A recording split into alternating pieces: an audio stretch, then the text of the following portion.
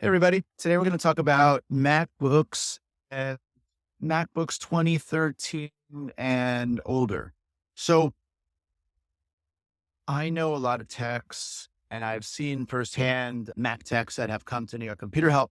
And right away, when a customer comes in and says, "Oh, I have a 2010 MacBook," and right away they pretty much, you know, we don't touch this. We don't deal with this. And I would pull them aside and ask them, "What are you doing?"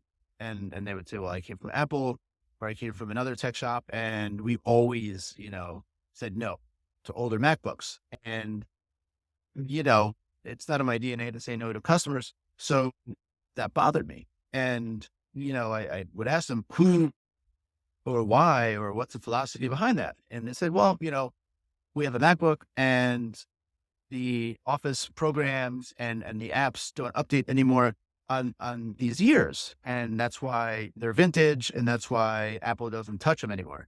And, that's true. That's true. You can't update it. And that's the issue. But I have the perspective that you have a customer that hangs on to, say, like an A1398 MacBook from the years 2010 to 2012, 2013. They're coming to you, to your tech shop, and they're coming to you because they love their MacBook. They might love the DVD drive. They might love, putting CDs in there, whatever it might be. They love that it's big. I have one in front of me. This is from a customer. This is also, within that era, the 2010 plus era, as I call it. And, they come to you, and many times they come from far, and they're coming to you because you're a company that is not Apple. You might not be like a warranty provider of Apple authorized. And so, who are you to say no? And that's sort of how I feel. I feel like if your customer's coming to you, you can give a recommendation. You can say, "You know what? Your MacBook is so old and its Office doesn't update, and, Safari might not update anymore. And the only way that you can work on things is you have legacy or old, programs to make it work." So, you can lead with the disclaimer of why you shouldn't fix it. Right. But in my mind, I would never tell a customer, "Don't do it."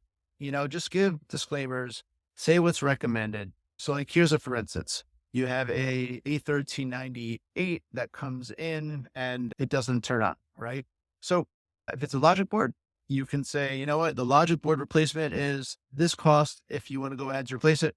But keep in mind, this is not something that you can, scale with over the years. And it's been known that there's no updates to it."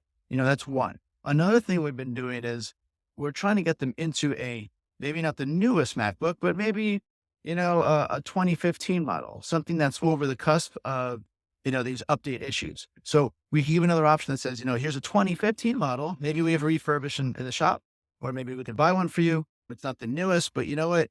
It's how you like it. Maybe thicker. It's maybe like a bigger, a 17-inch, like an older or 15-inch or whatever it might be. And, there's better value to it. It's not as expensive." So we might, give that as an option, right?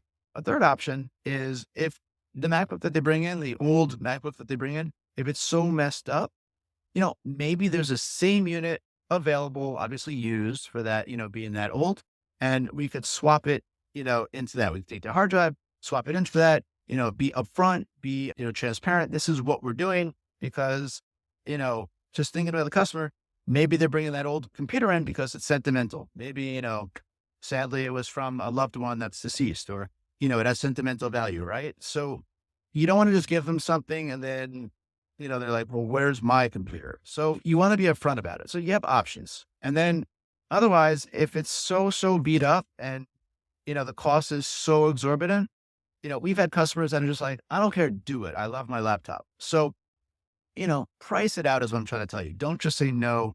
If you give a no, for example, we've had customers, a customer just came in yesterday coming from Staten Island. Yeah, that's a 2-hour ride and, 4 hours back and forth. Who are we to say no and then waste half of their day? It's not nice. So you want to give options. So anyway, to recap, you want to give the pricing to fix a computer, A.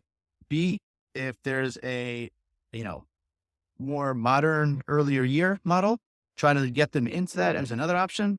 And then 3, and what I didn't bring up before is just do data recovery. If it's so beat up, if it's so messed up, offer also as a third option, do data recovery for it. And then, they could move on to another computer with that beyond that. So just wanted to kind of go over that. That's like been one of our pain points with like how to handle this and making sure that, customer service really leads the way. Who are we to sort of judge and say, don't do this, do that? All we could do is recommend. And then the customer basically, is a point person. They can decide what they want to do. You give the options and it's up to them for like deciding what to do from there. So yeah, just wanted to go over that with the legacy older MacBooks. Thank you for joining. And yeah, we'll speak to you soon.